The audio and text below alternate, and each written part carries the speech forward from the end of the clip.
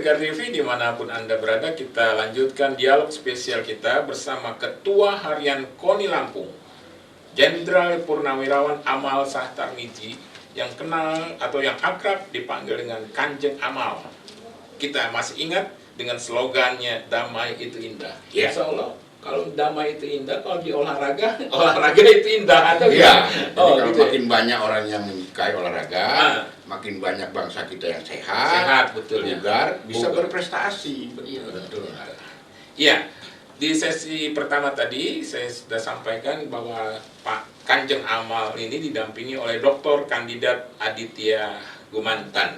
Iya, Pak Aditya ini sesuai tema di sesi kedua kita adalah upaya KONI agar prestasi olahraga Lampung berjaya di tingkat nasional. Ini gimana analisis dari Pak Aditya sebagai pengamat olahraga Lampung? Silakan, Pak. Oke, terima kasih buat Pak Umar. Izin Kanjeng Ayanda, sebenarnya Ayanda saya. Memang di periode beberapa PON sebelumnya kita ngambil data dari PON Jawa Barat dan Papua.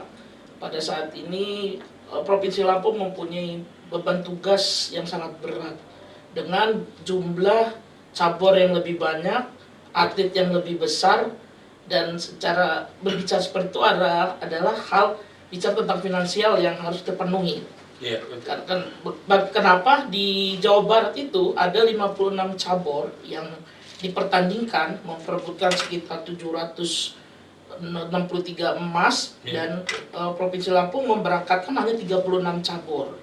Nah, 36 cabur itu kita mendapatkan 11 emas. 11 emas itu kita di Jawa Barat dalam posisi 15 besar. Itu memang sangat jauh sekali dari PON-PON sebelumnya. Dan di PON Papua, alhamdulillah kita meningkat dengan jumlah cabur sebesar 56. Di Jawa Barat itu 44, 27 cabur yang diikuti. Di Papua 56 cabur, yang 36 kita ikuti. Kita di Papua itu 2021. Harusnya 2020 tapi mundur ke 2021. Oke, karena COVID itu ya Pak. Oke. Itu ada 56 cabur dari Papua 44. Kita memberangkatkan 36. Kita mendapatkan 14 medali emas. Secara teori peningkatannya itu cuma dari 11 ke 14 itu 0,2% gitu. Tapi berdasarkan poin ranking kita meningkat menjadi posisi 10. Nah, kenapa pertanyaannya? Di Papua kita mendapat posisi 10. Nah, pertanyaannya kenapa seperti itu? Karena sebelumnya ada tiga provinsi yang memang selalu bersaing, yaitu ada Jawa Barat, Jakarta, Jawa Timur, ada Jawa Tengah, dan di Papua sendiri, Papua itu menduduki posisi 4 besar. Dan artinya tiga provinsi ini saling berebut ratusan emas. Dan alhamdulillahnya Provinsi Lampung diuntungkan.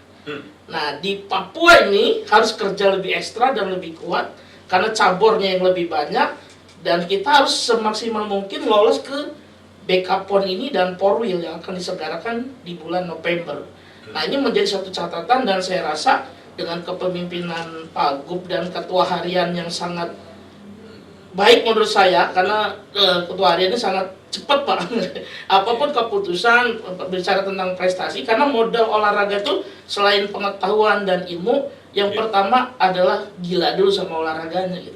Karena realistisnya ketika kita emang cinta dan senang olahraga, semua dikorbankan, termasuk dengan kesibukan apapun mampu menyempatkan waktu itu. Nah, jadi catatan di PON Papua ini kita harus kerja ekstra dan kerja maksimal, sehingga untuk di posisi 10 besar kita harus mendapatkan 2 kalinya. Kalau kemarin 14 di PON Papua, kita harus mau dapat di angka aman tuh sekitar 30 medali. Nah, itu menjadi satu catatan agar kita memaksimalkan prestasi menahankan dari dalam posisi 10 besar itu. Oke, ya, makasih Pak Aditya. Kanjeng Amal ini kan di cerita Papua, Jawa Barat, ini kan kita mau PON di 2024. Seperti setahun lagi. Iya, setahun lagi di September ya. Ya, September 2024 di Sumut, Aceh. Di Sumut, Aceh. Ini gimana prediksi atau target atau pembinaan yang dilakukan? Silakan. Jadi terima kasih ya, tadi sudah dijelaskan oleh Mas Adit, Iya. memang berat tantangannya untuk mempertahankan di 10 besar. Dengan cabur yang 67 cabur. Oh, oke. Dan kita prediksi kita akan mengirimkan di 45 cabur. Oke. 45 cabur. Kalau yang lulus PON, prediksi saya jumlahnya bisa 400 atlet. Maksimal. Sementara waktu kita kemarin berangkat di PON Papua, Iya. itu kita hanya memberangkatkan 140 atlet. Oh, banyak jauh ya. Di PON Jabar hanya 138. Iya. Di sini dengan 60 cabur dan yang melihat yang sudah lolos babak kualifikasi, kita dari 21 yang ikut babak kualifikasi, Iya. kita lolos sudah 19 cabur. Iya. Jadi prediksi saya 80% cabur kita berangkat. Jadi kalau kemarin kita cabur yang berangkat itu hanya 36 waktu di Papua, Iya. hanya 27 di Jabar. Iya. Yang akan berangkat cabur kita ini kurang lebih 48 cabur kita akan berangkat. Dan atletnya berjumlah 450. Jadi rombongan kita cukup besar. Jauh lebih banyak Jauh dari lebih Papua, banyak. apalagi Jawa Barat tadi. Tapi kita juga nanti melihat dukungan finansial yang ada Oke. dari pemerintah maupun dari pihak swasta atau dari bantuan yang tidak mengikat. Mungkin juga nanti ke depan ya akan kita yang paling potensi saja mendapatkan medali, bukan hanya yang sekedar lolos PON gitu loh Pak. Ya.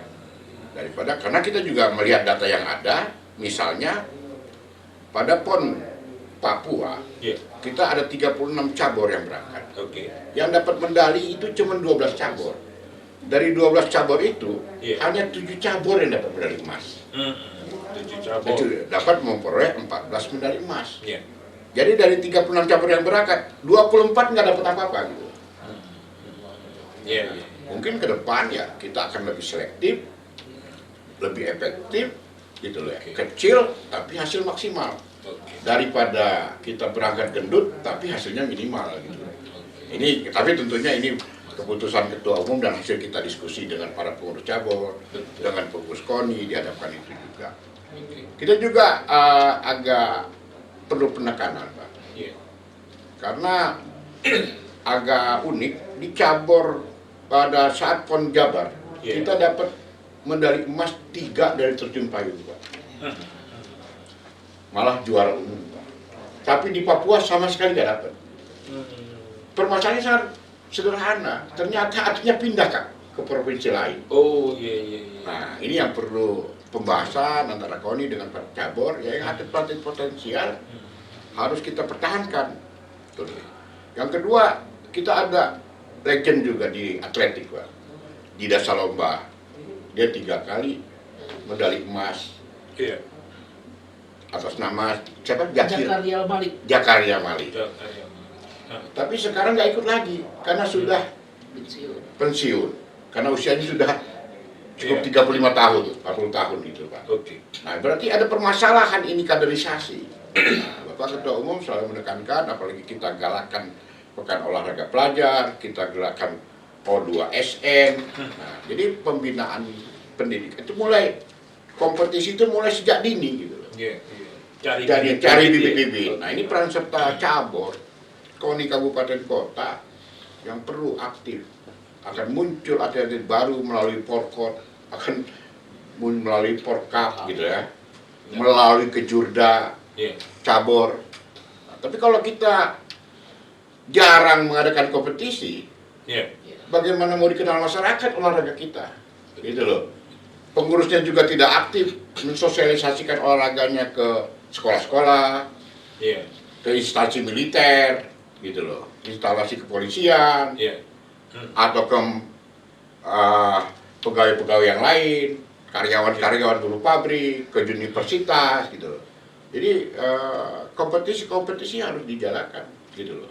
Jadi mudah-mudahan dengan adanya kompetisi-kompetisi itu akan muncul bibit-bibit baru. Jangan atlet kita dipaksain latihan terus tapi nggak pernah bertanding Pak. Iya. Seperti waktu COVID dulu kan, ada banyak yang kesel gitu. Atlet saya itu latihan terus kita nih Pak katanya. Tapi kapan bertandingnya? COVID. Iya betul. Benar kan?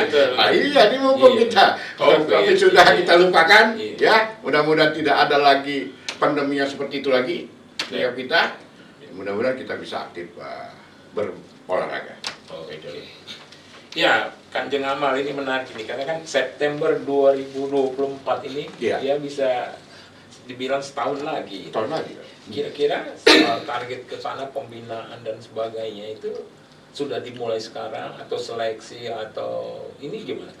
Jadi tahapan awal untuk di tahun 2023 ini, Oke. kami serahkan sepenuhnya kepada pembinaan itu kepada cabur, Pak. Dukungan bantuan pemerintah Provinsi Lampung kita serahkan ke cabur-cabur sampai di orang lolos PON, ikut ke jurnas, karena macam-macam cabur, Pak. Ya. Ada yang sistem poin, Pak. Sistem poin itu beberapa kali kejuaraan di tingkat nasional dinilai. Siapa poinnya yang tertinggi ikut. Ada yang pakai babak kualifikasi, Pak.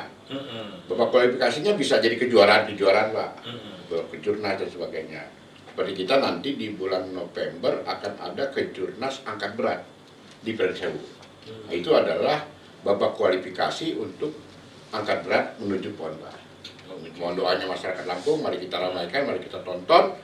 Makin sebanyak-banyaknya atlet yang lolos PON, makin memungkinkan sebanyak-banyaknya kita memperoleh medali. Iya, peluang. Nah, setelah mereka lolos PON, nah, KONI akan mengadakan pemusatan latihan.